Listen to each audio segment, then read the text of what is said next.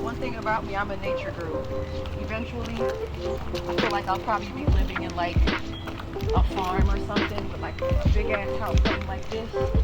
It's just all land, you know, seclusion. I have like goats and chickens and dogs and cats.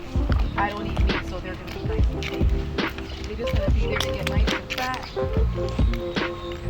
You know? Just live in nature. Come on, Chub. How can we not like nature? Like, look at all these peaceful vibes. Alright, so let's talk about your upbringing, your childhood. What was that like? Alright, my childhood. I'm originally from Queens, New York. Can you see me okay? Good. Hey, you can keep this in there too. It's all raw stuff. You can see me good? Yeah, you good. Okay.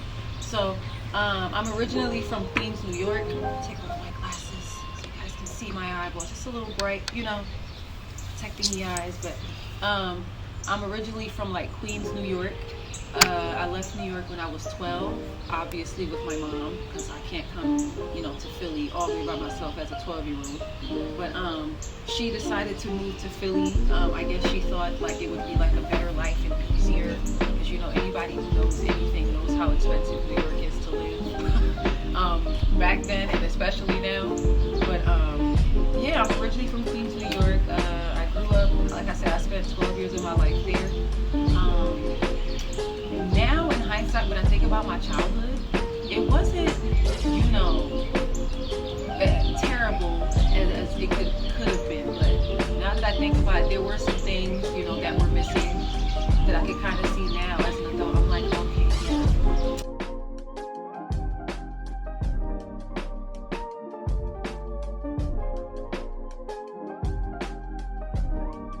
And I noticed when I started writing music, it was always in the direction of like uplifting, positivity, and I'm just like, where did that come from?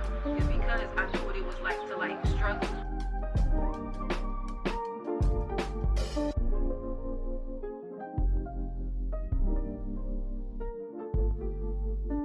Well, we going down a little bit memory lane here. I have no idea. I don't remember any of this because clearly I was just a little bambina. That's me, y'all. Can you believe that? That's me. I think I was probably like, I don't know, 2 or 3 months old. You see the big ass eyes. That's me. Shining ever since I was little. Yep. And my mom used to tell me lots of stories, and she still tells me lots of stories till this day about, you know, how she struggled a lot with us. At 2 months old, like my dad, you know, he was kind of a young man, so he was like in and out the house, you know, Rolling Stone with girls and everything. You know, he was married.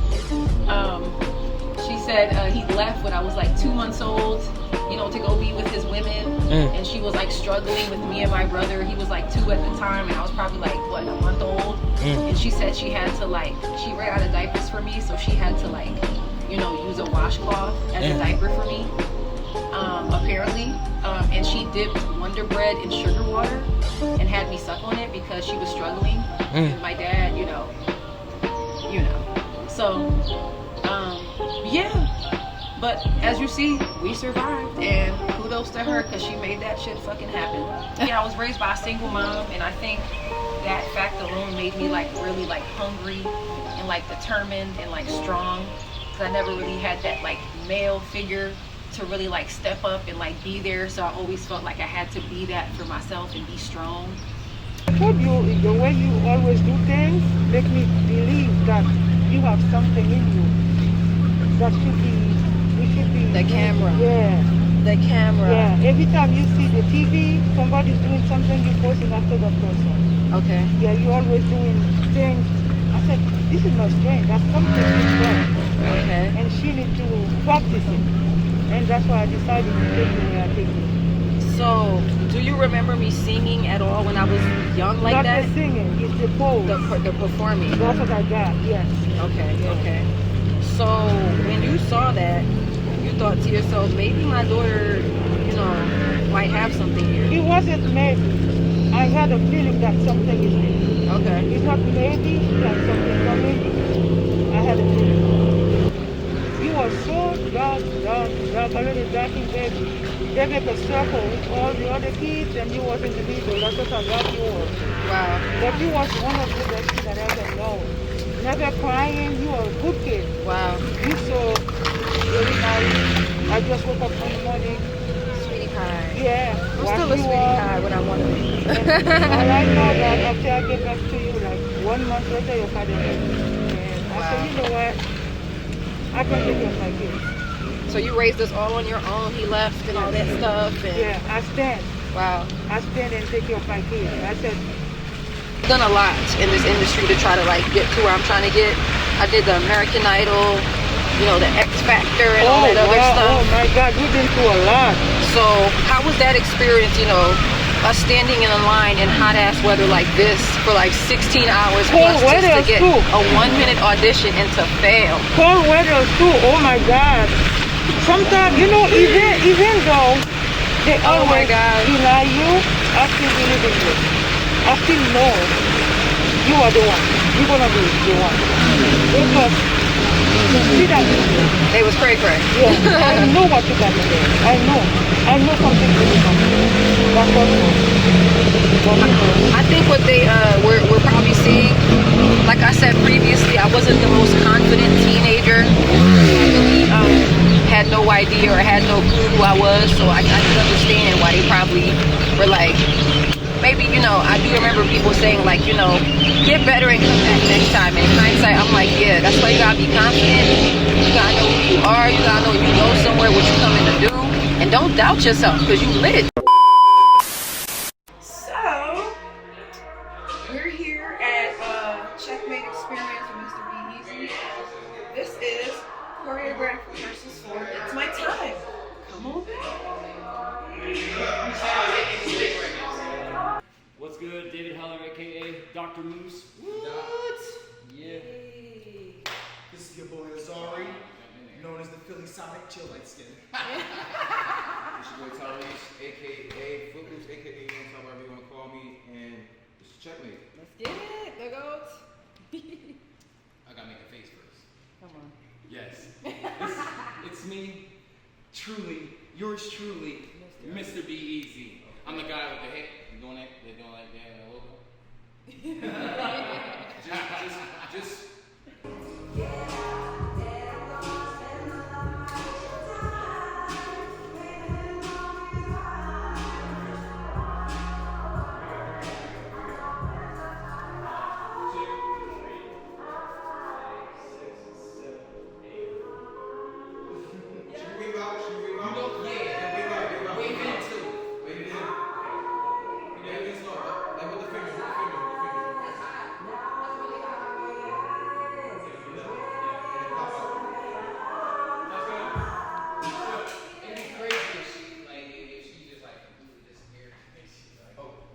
Yeah, it was a lot, but I'm just thankful, you know, that God preserved me, because like I said, I didn't have the tools to, you know, calm myself down and, you know, regulate my emotions and figure out what's happening.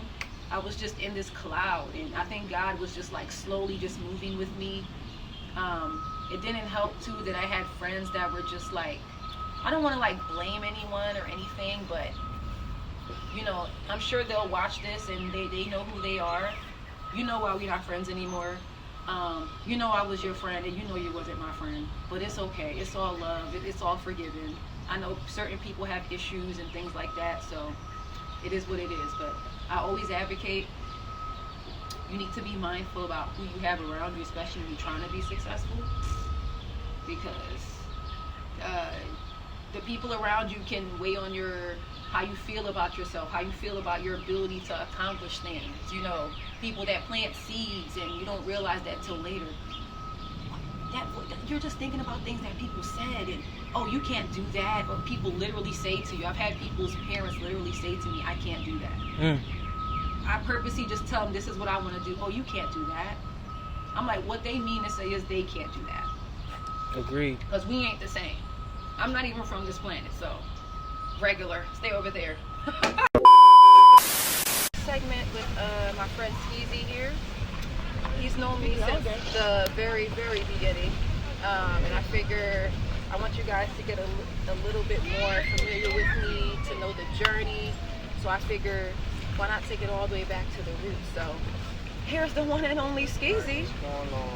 Skeezy, I knew Slay from way back in my little adolescent days, you know, when I first was able to glee the block and stuff like that. I met Slay through a friend, which is her friend, Yup. Amber or whatever. Yup. I lived on Champ Loss, Franklin Champ Loss, and I think her people stayed at like Asher and Champ Loss. I think so. Right in Alany. Yeah, so I ended up meeting her, stuff like that. She said she had a friend. You know how kids get together, then they go to the park.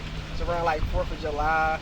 You know, the fireworks and stuff was going on. We debating on like, oh, this is the playground where they had the fireworks. I might go here. And she's like, oh, well, you gonna go somewhere else? I don't know. We were debating on where we was going at.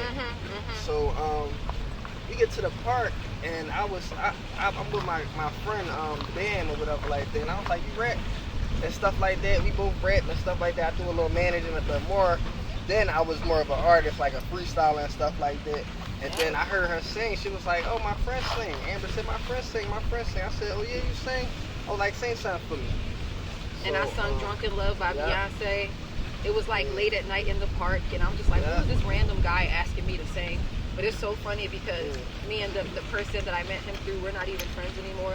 It wasn't no beef or anything. She just like disappeared. I have no clue where she is. And we remained friends for all these years. Right. But yeah, we definitely seen some adventures. Like in terms of space, in terms of the ceiling, and how much can be capable. Like you can probably even do stuff around you while you just being before, just like how you do like different holes. There's no limit, y'all. Just have fun. Like spin around. Use our arms and come back up. Make pictures around you. Make us want to see the top of our head and our arms. We wear like all black. We wear like a whatever color or white or something like that. We all wear black. All black. And the scene is gonna be black and white. And I love the ballerina stuff he was doing. I want Come on, yeah, my man. Come on.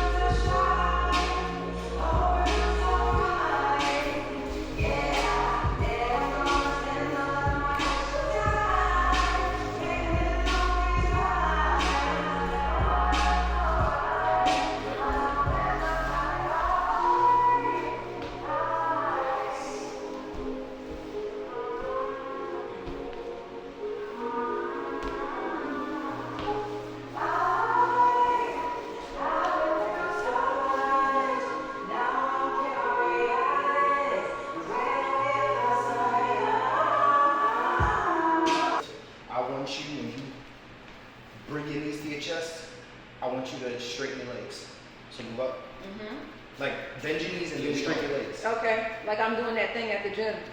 Yeah, All right. just like that. 6, 5, 6, 7, fall. Now, open Can you your bend legs. one knee? Oh, Yes. Oh, that's Try that one fire! time. Come on, Pilates just come in and So get just me. make Do it it again. So just make it one motion so your legs come up and they open.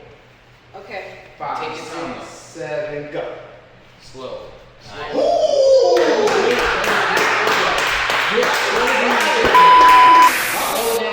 A shocking scene after the death of George Floyd, why so many poured into the streets. We can't peaceably protest in the streets without getting tear gas thrown at us for what?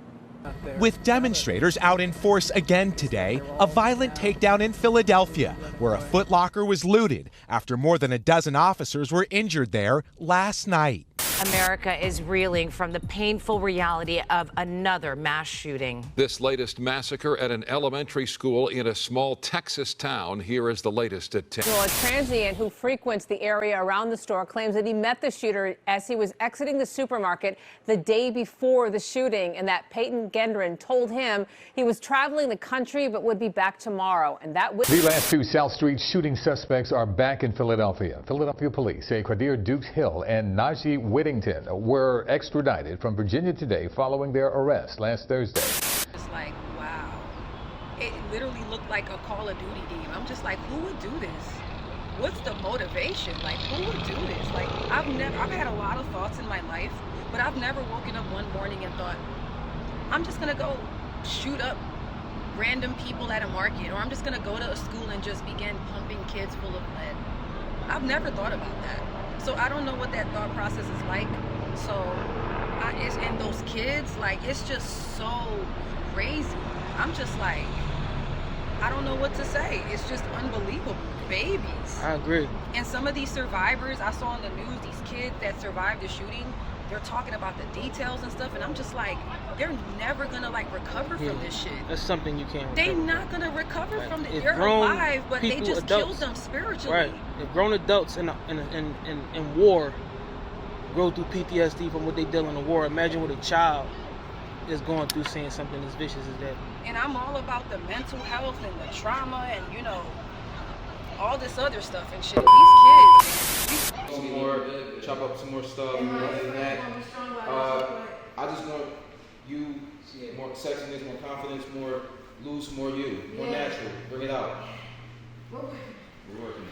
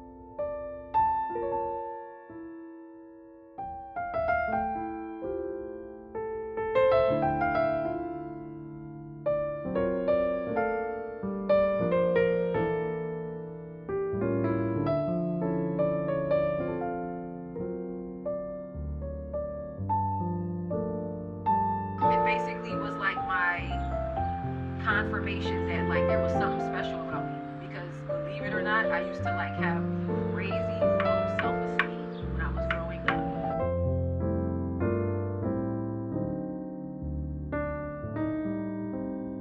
If I had the confidence I had now when I was like a teenager, I probably would have flew already. So I feel like I've always been this like person. It just kind of took time to like create and to cultivate, but I've always been creative. I was always in plays. I was always like doing some type of make-believe or some type of dress up, or like, you know, watching some type of, so it's all about like being willing to like not give up on yourself. Always be willing to like, I saw this thing that said, a quote that said, people be so scared to start over. I'm on my 40th life. Yo, I wholeheartedly agree with that, because I love the idea of like always, you know, transforming and starting over. Like if something's wrong, or even, it doesn't matter what it is, it doesn't have to.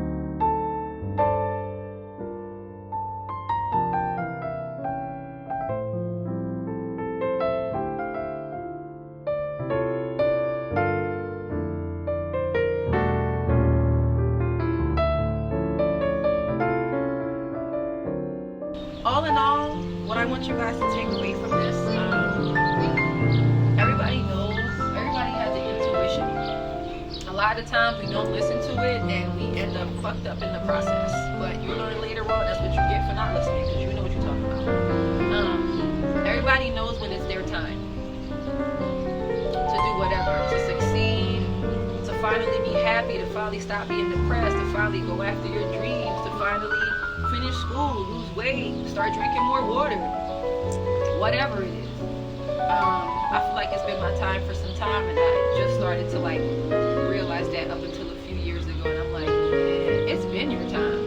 You just was just in a cloud of, you know, instability and wrong people, and, you know, a shaky foundation, a shaky, you know, upbringing that kind of like shook things around for you.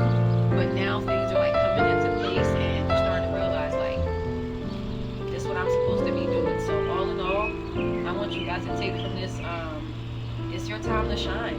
Like, and don't let nobody take that from you. Don't even let yourself take that from you, because we all got an inner critic too. you be looking all fly and getting like thinking all good about yourself, and you start thinking like, man, do I really deserve this? Maybe I'm doing too much. No, the hell you're not. You deserve it all.